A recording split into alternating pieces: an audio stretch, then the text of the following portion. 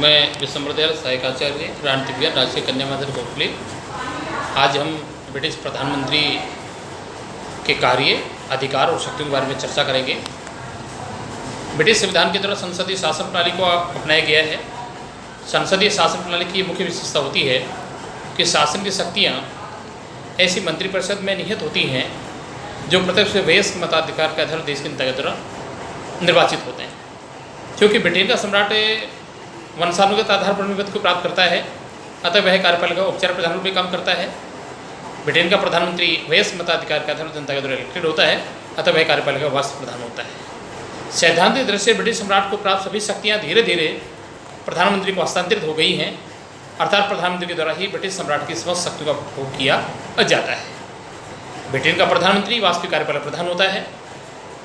प्रधानमंत्री बनने के लिए निम्नलिखित योग्यताएं होनी चाहिए। वह ब्रिटेन का नागरिक हो, वह लोकसभा सदस्य चुने जाने की सभी योग्यताएं रखता हो, वह धैर्यवान हो, सूझबूझ वाला व्यक्ति हो। प्रधानमंत्री की नियुक्ति सम्राट के द्वारा की जाती है, लेकिन ये केवल औपचारिकता होती है। लोक सदन में बहुमत दल के नेता को ही प्रधानमंत्री पद पर नियुक्त करने के लिए सम्राट बाध्य होता है, क्योंकि ब्रिटेन में परंपरा स्थापित हो चुकी है कि लोक सदन में बहुमत प्राप्त नेता को ही प्रधानमंत्री में नियुक्त करने का कार्य सम्राट द्वारा किया जाता है। अर्थात प्रधानमंत्री की नियुक्ति के संबंध में ब्रिटिश सम्राट की पसंद की कोई गुंजाइश नहीं होती है। उस समय सम्राट द्वारा अपने व्यक्तिगत विवेक का प्रयोग किया जा सकता है जब लोक सदन में किसी भी राजनीतिक दल के पास बहुमत प्राप्त न हो, या नेता पद को लेकर के एक से अधिक व्यक्ति दावेदार हो, या देश में आपातकाल की स्थिति हो, संकट काल की स्थिति हो, तो ऐसी स्थिति में सम्राट के द्वारा प्रधानमंत्री के रूप में नियुक्त की जा सकती है। प्रधानमंत्री का कार्यकाल सामान्य 5 वर्ष का माना जाता है, लेकिन इस अवधि से पहले वह स्वेच्छा से त्यागपत्र दे सकता है, या लोक सदन के द्वारा अविश्वास का प्रस्ताव पारित कर उसे समय पर हटाया जा सकता है।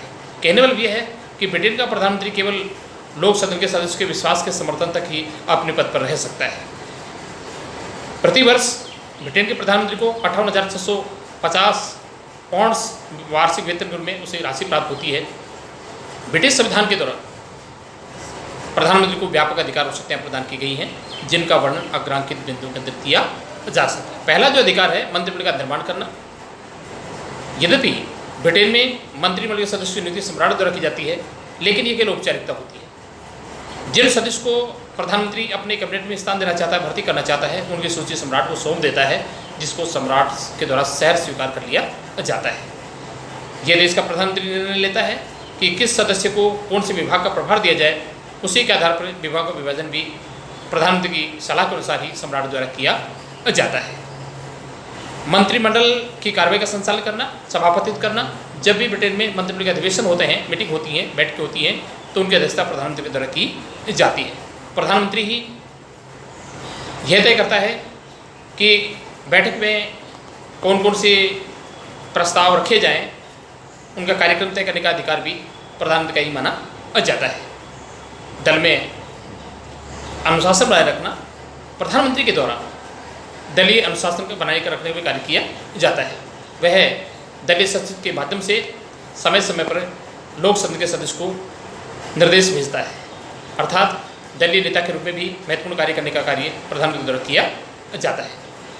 परराष्ट्र संबंध का निर्वहन करना, परराष्ट्र विभाग का मंत्रालय चाहे प्रधानमंत्री के पास होता है या नहीं होता है, अन्य राष्ट्र के साथ द्विपक्षीय बहुपक्षीय संबंध स्थापित करने का जो दायित्व होता है वह प्रधानमंत्री का ही माना जाता है।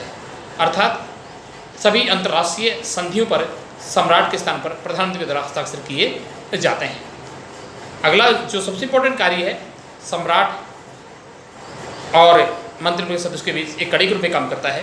ब्रिटेन में परंपरा स्थापित हो गई है कि मंत्रिमंडल का सदस्य प्रत्यक्ष रूप से सम्राट से भेंट नहीं कर सकता है।